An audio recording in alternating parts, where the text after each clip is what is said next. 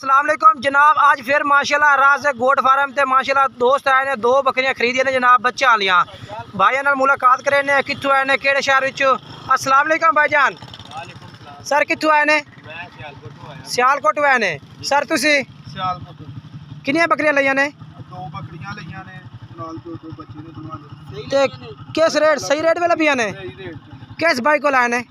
राजक शाह साहब को आया। रेट मुनासिब लगा या ज्यादा लगा है? सही मुनासिब लगा, कापरेट किता, मंडी भी सानू घुमाई है जी। और पटोड़े भी आना ना होई ते गल इंशाअल्लाह वो भी नाल ले जावांगे। और भी जानवर लभन लगे हो? हां जी, वो बात दिखा रहे ने पटोड़े। ये भाई और माशाल्लाह आए ने, ये भी सियालकोट तो पहले इन्ना माशाल्लाह। यही कागना चाहते हैं, जरूर आओ, विजिट करो, इंशाअल्लाह अच्छी चीज़ लैके देंगे। पूरा दिन सानू कापरेट कराया, लुधन मंडी घुमाई है। ਹੁਣ ਸ਼ਾਮ ਦਾ ਟਾਈਮ ਹੈ, ਬੱਕਰੀਆਂ ਰੀਦੀਆਂ ਸਾਨੂੰ ਲੋਡ ਕਰਾ ਕੇ ਭੇਜਣ ਲੱਗੇ ਨੇ ਸਿਆਲਕੋਟ ਸਿਆਲਕੋਟ ਤੱਕ ਸਾਡੇ ਨਾਲ।